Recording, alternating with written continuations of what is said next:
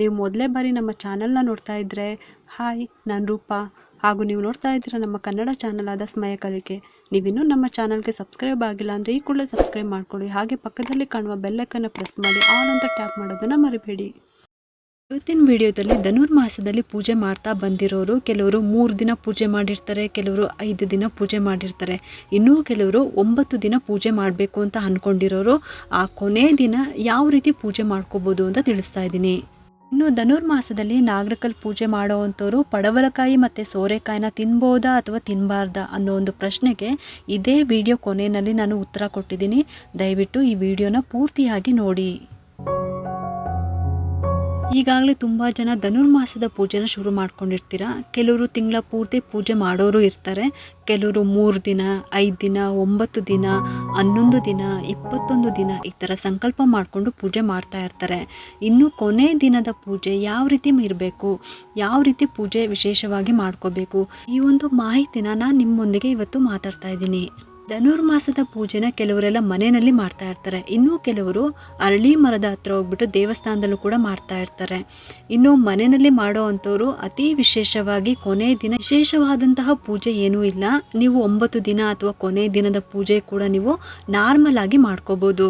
ನೈವೇದ್ಯ ಏನಾದರೂ ಮಾಡಿಬಿಟ್ಟು ವಿಶೇಷವಾಗಿ ಮಾಡಿ ಇಡ್ಬೋದು. ಖಾರ ಪೊಂಗಲ್ಲು ಅಥವಾ ಸಿಹಿ ಪೊಂಗಲ್ಲು ಧನುರ್ಮಾಸದ ಶ್ರೇಷ್ಠವಾದ ನೈವೇದ್ಯ ಅಂತಲೇ ಹೇಳ್ಬೋದು. ಈ ಪ್ರಸಾದವನ್ನು ಕೊನೆ ದಿನವೂ ಕೂಡ ಇದೇ ನೈವೇದ್ಯಕ್ಕೆ ಇಟ್ಬಿಟ್ಟು ಯಾವ ದಿನ ಪೂಜೆ ನಿಮ್ಮದು ಕೊನೆ ಆಗುತ್ತೆ ಅಂದರೆ ಮುಗಿಯುತ್ತೆ ಆ ದಿನ ಮನೆಯಲ್ಲಿ ಈ ರೀತಿ ಪೂಜೆ ಮಾಡ್ಕೋಬೋದು.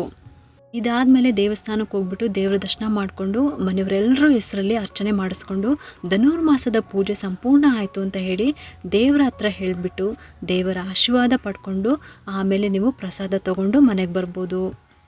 ದೇವಸ್ಥಾನದಲ್ಲಿ ಅರಳಿ ಮರದ ಹತ್ರ ಪೂಜೆ ಮಾಡ್ತಿರೋರು ನಿಮಗೆ ಸಾಧ್ಯವಾದರೆ ದೇವರಿಗೆ ಅಭಿಷೇಕವನ್ನು ಮಾಡಿಸ್ಬೋದು. ಆ ದಿನ ಅಭಿಷೇಕಕ್ಕೆ ಮಿನಿಮಮ್ ಅಂದರೂ ಕೂಡ 500 ರೂಪಾಯಿ ಇದ್ದೇ ಇರುತ್ತೆ. ಅಲ್ಲಿ ವಿಚಾರಿಸಿ ನೀವು ಬರೆಸ್ಬಿಟ್ಟು ಬರ್ಬೋದು. ದೇವ್ರಿಗೆ ಅಭಿಷೇಕ ಮಾಡಿಸ್ಬೋದು ಅಥವಾ ನವಗ್ರಹ ಪೂಜೆ, ನವಗ್ರಹ ಶಾಂತಿ ಮಾಡಿಸ್ಬೋದು, ಅಥವಾ ನಿಮ್ಮ ರಾಶಿ ಪ್ರಕಾರ ಯಾವ ಗ್ರಹ ಬರುತ್ತೋ ಅದಕ್ಕೆ ಸಂಬಂಧಪಟ್ಟಂತೆ ಧಾನ್ಯಗಳಾಗಿರ್ಬೋದು ಅಥವಾ ತಾಂಬೂಲ ಸಮೇತ ದಕ್ಷಿಣೆಯನ್ನು ಇಟ್ಬಿಟ್ಟು ಅಲ್ಲಿ ನೀವು ಕೊಟ್ಬಿಟ್ಟು ಪ್ರದಕ್ಷಿಣೆ ಹಾಕ್ಕೊಂಡು ಪೂಜೆ ಮಾಡಿಸ್ಕೊಂಡು ಬರೋವಂಥದ್ದು. ಮಂಗಳವಾರ ಅಥವಾ ಶನಿವಾರ ನಿಮ್ಮ ಧನುರ್ಮಾಸದ ಪೂಜೆ ಕೊನೆ ಆಗುತ್ತೆ ಅಂತ ಅಂದರೆ ಆಂಜನೇಯ ಸ್ವಾಮಿ ದೇವಸ್ಥಾನಕ್ಕೆ ತುಳಸಿ ಮಾಲೆ, ವಿಳ್ಯದೆಲೆ ಮಾಲೆ ಅಥವಾ ಎಳ್ಬತ್ತಿಯಿಂದ ದೀಪ ಹಚ್ಚುವಂಥದ್ದು. ಮಂಗಳವಾರ ಬಂದರೆ ಆಂಜನೇಯ ಸ್ವಾಮಿ ದೇವಸ್ಥಾನಕ್ಕೆ ಹೋಗ್ಬಿಟ್ಟು ಬರ್ಬೋದು. ಶನಿವಾರ ಬಂದರೆ ಶನೇಶ್ವರ ಸ್ವಾಮಿ ದೇವಸ್ಥಾನಕ್ಕೆ ಹೋಗ್ಬಿಟ್ಟು ಬರ್ಬೋದು. ಅಥವಾ ಅರಳಿ ಮರದ ಹತ್ತಿರ ಕೂಡ ನೀವು ಎಳ್ಬತ್ತಿಯಿಂದ ದೀಪನ ಹಚ್ಬೋದು ಅಥವಾ ಎಳ್ಳೆಣ್ಣೆಯಿಂದ ಮಣ್ಣಿನ ದೀಪನೂ ಕೂಡ ಹಚ್ಬೋದು. ಸಾಸಿವೆ ಎಣ್ಣೆ ಅಥವಾ ಎಳ್ಳೆಣ್ಣೆ ದೀಪ ಹಚ್ಬೋದು ಅಂತ ನಾನು ಆಲ್ರೆಡಿ ಹಿಂದಿನ ವಿಡಿಯೋದಲ್ಲೂ ಕೂಡ ತಿಳಿಸ್ಕೊಟ್ಟಿದ್ದೀನಿ. ಎಳ್ಬತ್ತಿಯನ್ನು ಮನೆಯಲ್ಲೇ ಮಾಡಿಕೊಂಡು ಒಂದು ದಿನ ಮುಂಚೆನೇ ಮಾಡಬೇಕು. ಅದನ್ನು ಎಳ್ಳೆಣ್ಣೆನಲ್ಲಿ ನೆನೆಸಿಡಬೇಕು ಅಥವಾ ತುಪ್ಪದಲ್ಲಾದರೂ ಸರಿನೇ ನೆನೆಸಿಡ್ಬೋದು. ಮಾರನೇ ದಿನ ಬೆಳಗ್ಗೆ ಅರಳಿ ಮರದ ಹತ್ತಿರ ಅಥವಾ ದೇವಸ್ಥಾನದಲ್ಲಿ ಹಚ್ಬೋದು. ಈ ಥರ ಕೊನೆ ದಿನದ ಪೂಜೆನ ಮಾಡ್ಕೋಬೋದು. ಮತ್ತು ಪ್ರಸಾದ ಏನಾದರೂ ಮಾಡ್ಕೊಂಡು ಹೋಗಿ ನೈವೇದ್ಯ ಮಾಡಿಸ್ಬೋದು. ಆಮೇಲೆ ಅಲ್ಲಿರೋರಿಗೆ ಪ್ರಸಾದನ ಹಂಚ್ಬೋದು. ಒಂದು 5 ಜನಕ್ಕೆ ಅಥವಾ ಇಬ್ರಿಗಾದ್ರೂ ಸರಿನೇ ನಿಮ್ಮ ಶಕ್ತಿಗೆ ಅನುಸಾರ ಕುಂಕುಮವನ್ನು ಕೊಟ್ಬಿಟ್ಟು ತಾಂಬೂಲ ಕೊಟ್ಬಿಟ್ಟು ಅವರಿಂದ ಆಶೀರ್ವಾದ ತಗೊಳ್ಳಿ. ಅಲ್ಲಿಗೆ ನಿಮ್ಮ ಪೂಜೆಯ ಸಂಪೂರ್ಣ ಫಲ ನಿಮಗೆ ಸಿಗುತ್ತೆ. ಇನ್ನು ಇಷ್ಟೆಲ್ಲ ಮಾಡೋದಕ್ಕಾಗಲ್ಲ ಅಂತ ಅನ್ನೋರು ಕೂಡ ಪರವಾಗಿಲ್ಲ. 9 ದಿನ ಅಥವಾ 5 ದಿನ ಅಥವಾ 21 ದಿನ ಹೀಗೆ ನಿಷ್ಠೆಯಿಂದ ಈ ಚಳಿಯಲ್ಲೂ ಕೂಡ ಬೆಳಗ್ಗೆ ಬೇಗ ಎದ್ದು ಮನೆಯಲ್ಲಿ ಪೂಜೆ ಮಾಡಿಕೊಂಡು ಈ ಥರ ಧನುರ್ಮಾಸದ ಪೂಜೆನೂ ಕೂಡ ಮಾಡ್ತಾ ಇದ್ದೀರಾ. ಖಂಡಿತವಾಗ್ಲೂ ನಿಮ್ಮ ಪೂಜೆ ಭಗವಂತನಿಗೆ ತಲುಪುತ್ತೆ.